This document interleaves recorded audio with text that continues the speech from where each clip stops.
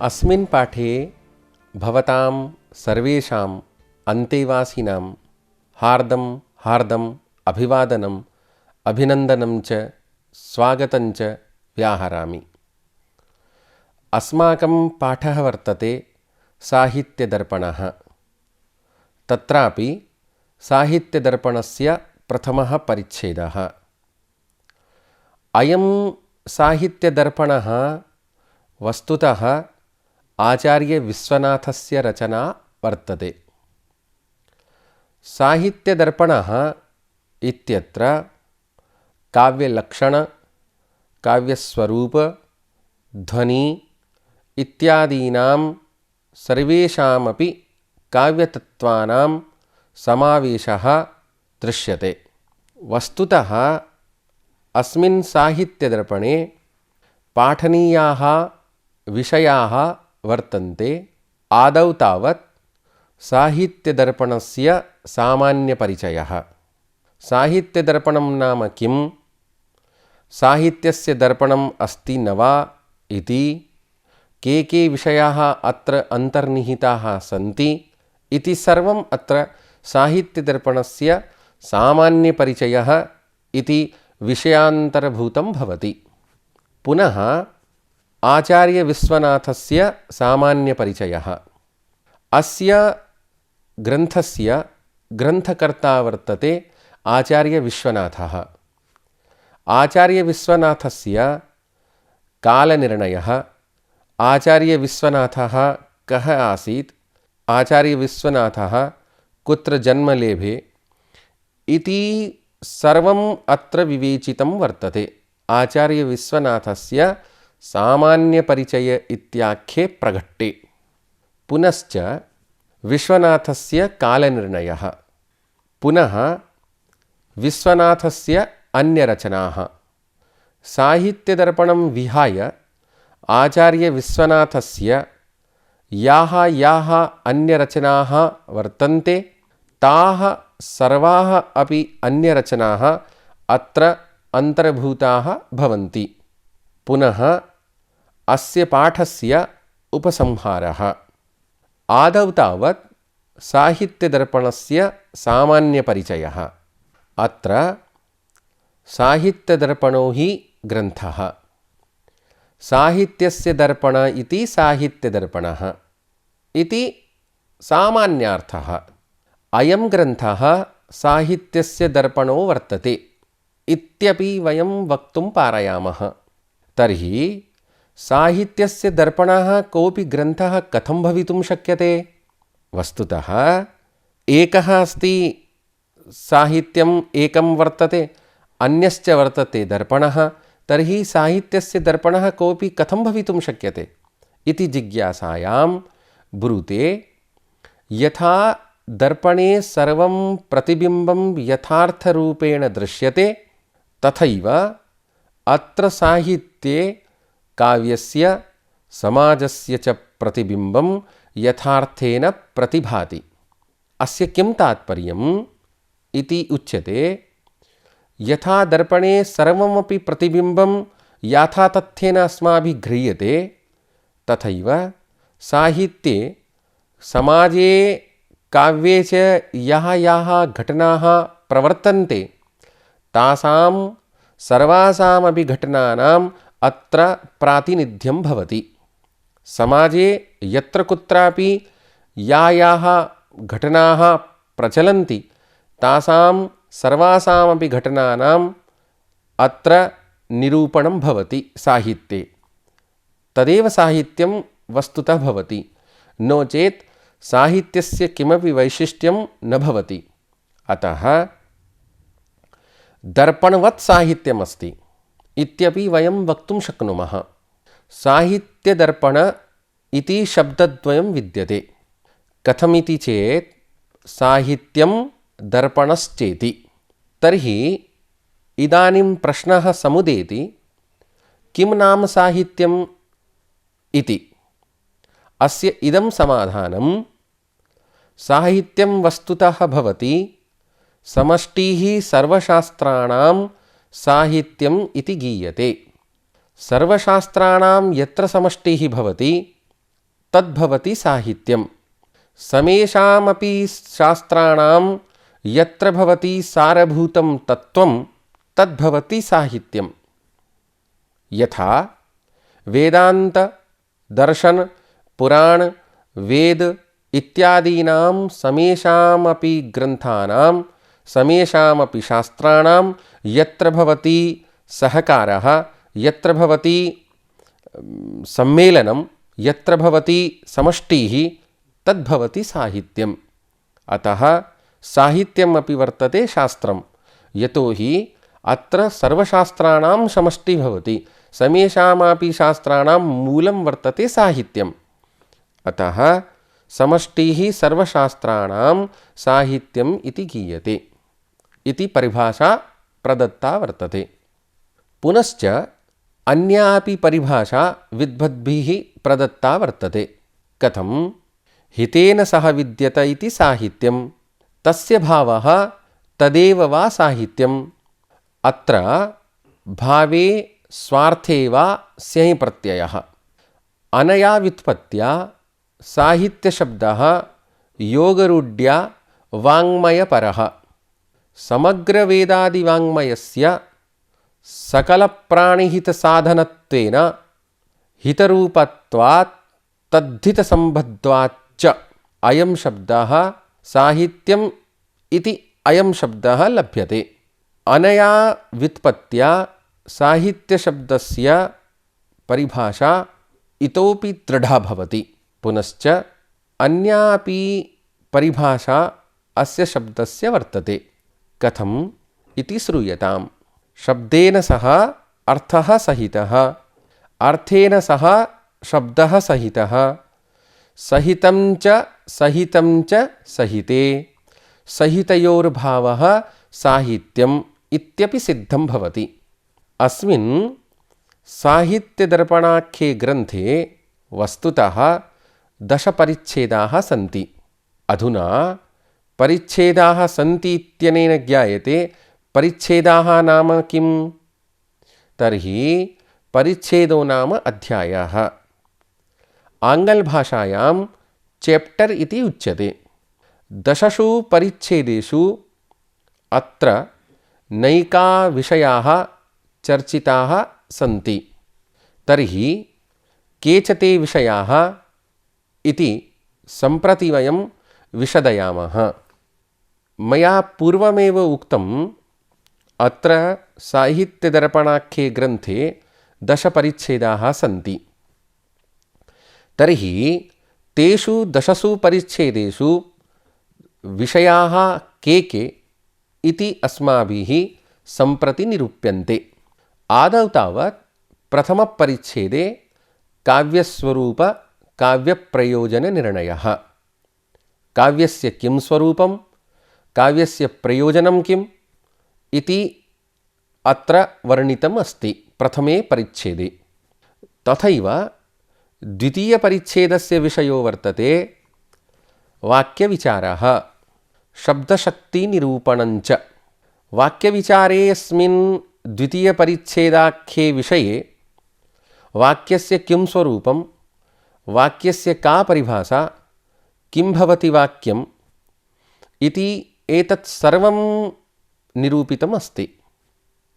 शब्दशक्तिनिरूपणे कति शब्दस्य शक्तयः, आचार्यविश्वनाथः कति शब्दस्य शक्तयः मन्यन्ते इति सर्वम् अत्र प्रपञ्चितम् अस्ति द्वितीये परिच्छेदे।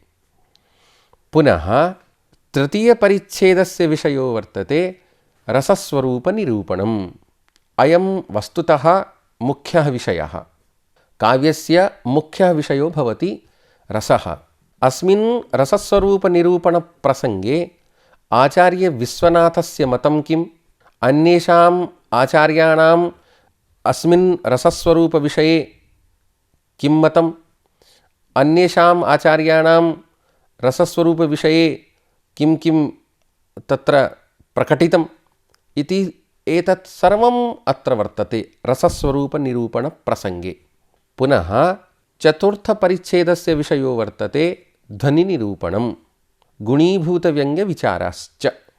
ध्वनिनिरूपणम् इत्यत्र कः ध्वनिः, गुणीभूतव्यङ्ग्यविचारः इत्यत्र गुणीभूतव्यङ्ग्यस्य का परिभाषा, गुणीभूतव्यङ्ग्यम् अङ्गीकृतं न वा आचार्यविश्वनाथेन इत्येतत् सर्वमपि अत्र प्रतिपादितं वर्तते। पुनः पञ्चमपरिच्छेदस्य विषयो वर्तते व्यञ्जनावृत्तिप्रसङ्गः। अयमपि कश्चन विशेषः वर्तते। व्यञ्जनावृत्तेः का आवश्यकता, व्यञ्जनावृत्तेः निरूपणं कथम् आचार्यविश्वनाथेन अत्र कृतं, व्यञ्जनावृत्तिविषये किं किं च प्रतिपादितं, तथा व्यञ्जनावृत्तेः मूलं किमस्ति इत्येतत् सर्वमपि अत्र प्रपञ्चितं वर्तते। पुनः षष्ठपरिच्छेदस्य विषयो वर्तते नाट्यविषयविचारः। अयं विषयः वस्तुतः बृहत्कायो वर्तते। अत्र षष्ठे परिच्छेदे आचार्यविश्वनाथेन कापि अभिनवा विच्छित्ति अत्र प्रकटिता। अत्र नाट्यस्य किं लक्षणं, अभिनयः कतिविधः भवति, क च नायकः, का च नायिका, नायकस्य कति भेदाः, नायिकायाः कति भेदाः, पुनः रसस्वरूपविचारः इत्येतत् सर्वम् अपि अत्र प्रपञ्चितम् अस्ति। पुनः सप्तमपरिच्छेदस्य विषयो वर्तते काव्यदोषनिरूपणं। दोषस्य का परिभाषा, दोषस्य किं स्वरूपं, दोषस्य लक्षणं किम् इति एतत् सर्वम् अत्र प्रपञ्चितम् अस्ति। अष्टमपरिच्छेदस्य विषयो वर्तते काव्यगुणनिरूपणं। काव्ये कति गुणाः भवन्ति, आचार्यविश्वनाथमतानुसारं कति गुणाः सन्ति इत्येतत् सर्वम् अत्र अस्ति अष्टमे परिच्छेदे। नवमपरिच्छेदस्य विषयो वर्तते रीतिविचारः। रीति नाम किं, हिन्द्यां यदि वयं वक्तुं पारयामश्चेत् रीति भवति शैली, आङ्ग्लभाषायां स्टैल् इति उच्यते।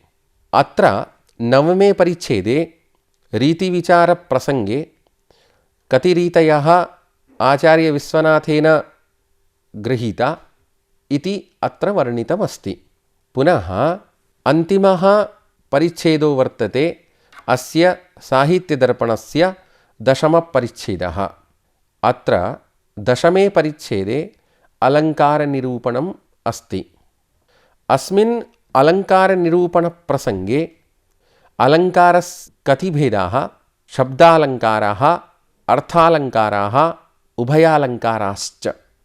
तर्हि कति शब्दालङ्काराः केचते, कति अर्थालङ्काराः केचते, उभयालङ्काराः कतिविधः इत्येतत् सर्वम् अत्र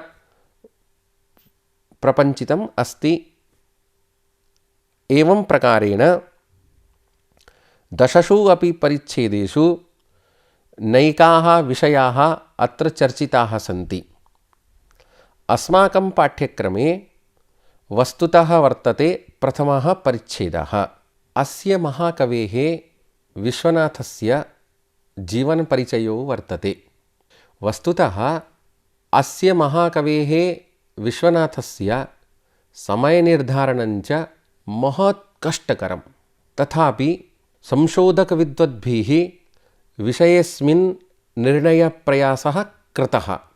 साहित्यदर्पणस्य अन्तिमे श्लोके स्वयमेव निगदितम् आचार्यविश्वनाथेन श्रीचन्द्रशेखरमहाकविचन्द्रसूनुः। किमस्ति? श्रीचन्द्रशेखरमहाकविचन्द्रसूनुः। तर्हि अस्य शब्दस्य किं तात्पर्यम्?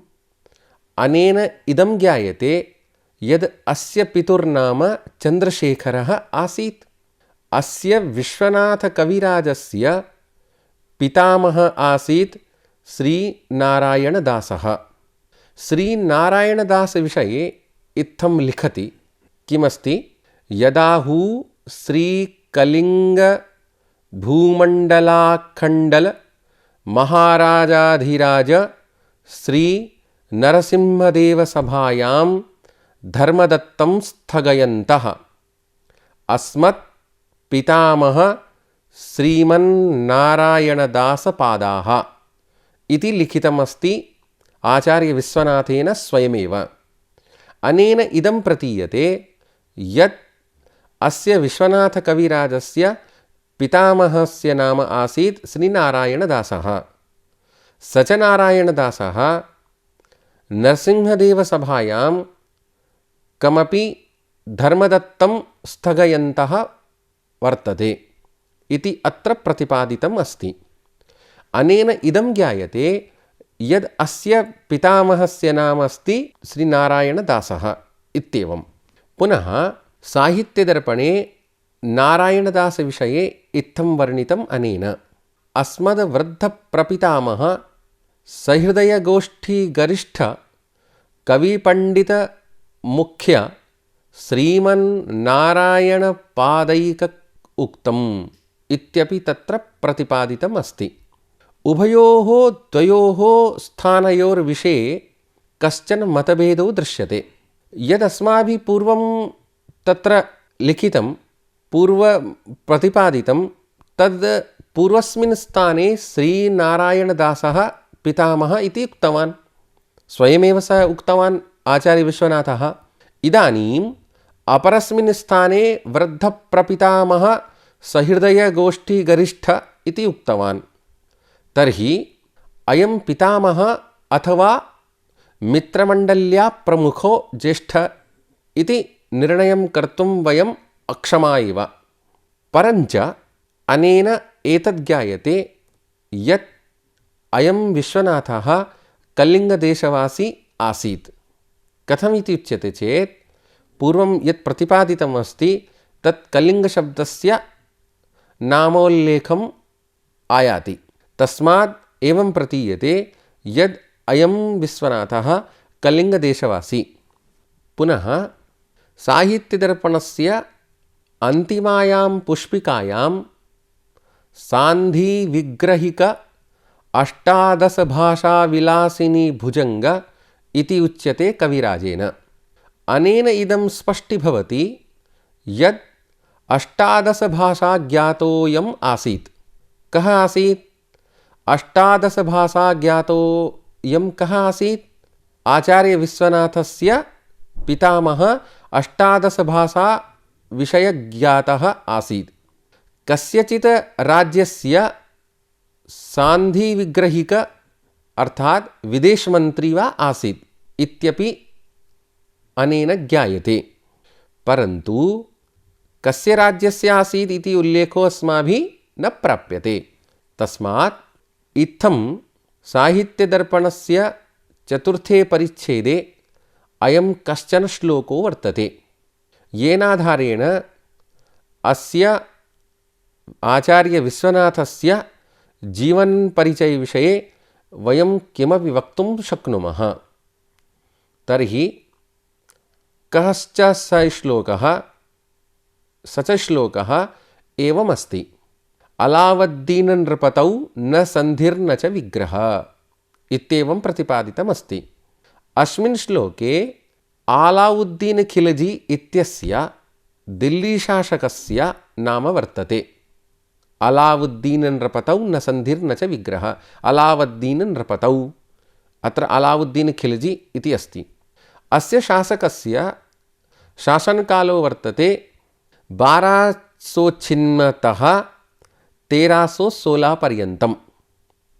किमस्ति? 1206 1316 ईस्वी पर्यन्तम्। अतः कदाचित् विश्वनाथकविराजस्य समयोपि एतन्मध्ये स्यात् इति। साहित्यदर्पणस्य एकस्यां हस्तलेखलिप्यां लेखनकालो वर्तते 1384 ईस्वी। तर्हि कथम् अस्य जन्मसमयस्य निर्णयः कर्तुं शक्यते? अनेन इदं प्रमाणीभवति यद् विश्वनाथकविराजस्य जन्मसमयः चतुर्दशशताब्द्याम् एव इति स्थिरायते। चतुर्दशशताब्द्यामेव कविराजविश्वनाथस्य जन्मसमये आसीत् इति स्पष्टं भवति। पुनः जन्मसमयस्य तु निर्णयः जातो वर्तते। इदानीं कविराजविश्वनाथस्य नैकानि बिरुदानि आसन्। यथा बिरुदानि नाम उपाधयः, यथा नारायणचरणारविन्दमधुव्रत आदौ तावत्, द्वितीयश्च ध्वनिप्रस्थापनपरम आचार्यः, तृतीयश्च अष्टादशभाषा वारविलासिनी भुजङ्गः, चतुर्थश्च साहित्यार्णवकर्णधारः, अन्तिमश्च कविसूक्तिरत्नाकरः महापात्रः इत्येतत् सर्वाण्यपि आचार्यविश्वनाथस्य बिरुदानि आसन्। अनेन एवं स्पष्टीभवति यत् कीदृशं ज्ञानम् आसीत् आचार्यविश्वनाथस्य। साहित्यदर्पणे तेन कीदृशं ज्ञानं प्रकटितं, यतोहि साहित्यदर्पणाख्यः अयं ग्रन्थः सुमहान् वर्तते, सुविशालश्च वर्तते। अस्मिन् साहित्यदर्पणाख्ये ग्रन्थे साहित्यस्य यत् तत्त्वम् अस्ति, साहित्यस्य यत् मूलभूतं यत् तत्त्वं वर्तते, तस्य मूलभूतस्य तत्त्वस्य अत्र समष्टिरूपेण चर्चा विहिता आचार्यविश्वनाथेन। इदानीम् अस्य आचार्यविश्वनाथस्य कृतयः काः, अस्य आचार्यविश्वनाथस्य रचनाः काः सन्ति इत्यस्मिन् विषये वयं किञ्चित् पठामः। तर्हि अस्य आचार्यविश्वनाथस्य रचनाः आसन् साहित्यदर्पणः। अस्माभिः पूर्वमेव एतत् पर्यालोचितमस्ति। पुनः कुवलयश्चरितं, पुनः चन्द्रकला नाटिका, पुनः प्रशस्तिरत्नावली, पुनः राघवविलासः, अनन्तरं प्रभावतीपरिणयम्, अनन्तरं नरसिंहविजयम्। एताः सप्तरचनाः कविराजविश्वनाथस्य वस्तुतः सन्ति। तर्हि साहित्यदर्पणः कः इत्यस्मिन् विषये अस्माभिः पूर्वमेव पर्यालोचितमस्ति। पुनः एकवारम् अहं वदामि। साहित्यदर्पणः अस्ति अलङ्कारशास्त्रविषयकग्रन्थः। कुवलयश्चरितम् अस्य आचार्यविश्वनाथस्य द्वितीया रचना। कुवलयश्चरितं वर्तते प्राकृतभाषाकाव्यम्। अनेन आचार्यविश्वनाथेन प्राकृतभाषायामपि कुवलयश्चरितम् इत्याख्यं नामधेयं कश्चन ग्रन्थविशेषं रचितम् इत्यनेन एवं ज्ञायते। अस्य आचार्यस्य प्राकृतभाषायामपि तावत् महान् दाढर्यम् आसीत्, काचन महती दृढता आसीत्। अनन्तरं वर्तते चन्द्रकला। इयं चन्द्रकला नाटिका अस्ति। चन्द्रकला नाम्नी इयं नाटिका वर्तते। अनन्तरं वर्तते प्रशस्तिरत्नावली। इदं प्रशस्तिकाव्यं वर्तते। पुनः करम्भकञ्च वर्तते। प्रशस्तिकाव्यमस्ति, करम्भकञ्च अस्ति। राघवविलासः अयं ग्रन्थः महाकाव्यम् इति श्रेण्यां समागच्छति। वस्तुतः इदमस्ति महाकाव्यं। पुनः प्रभावतीपरिणयं यद्वर्तते तदस्ति नाटिका। इयम् अस्ति नाटिका वस्तुतः। अनन्तरं वर्तते नरसिंहविजयम्। इदं काव्यमस्ति। आहत्य आचार्यविश्वनाथस्य सप्तरचनाः वर्तन्ते। एतासु सप्तरचनासु साहित्यदर्पणस्य एतासु सप्तरचनासु साहित्यदर्पणस्य प्रसिद्धिः बहु वर्तते। अस्मिन् अध्याये अस्माभिः साहित्यदर्पणस्य परिचयः, आचार्यविश्वनाथस्य परिचयः, तस्य कालनिर्णयः, तस्य आचार्यविश्वनाथस्य रचनाविषये, तस्य उपाधिविषये च पठितम् अस्ति। अयमेव अस्य मुख्यविषयः आसीत्। द्वितीये पाठे वयं मङ्गलाचरणम्, अस्य ग्रन्थस्य मङ्गलाचरणं किमस्ति, अस्य ग्रन्थस्य किमस्ति काव्यप्रयोजनम् इति सर्वमपि वयं पठामः। अस्तु, अत्र समागतेभ्यः सर्वेभ्यः अन्तेवासिभ्यः हार्दं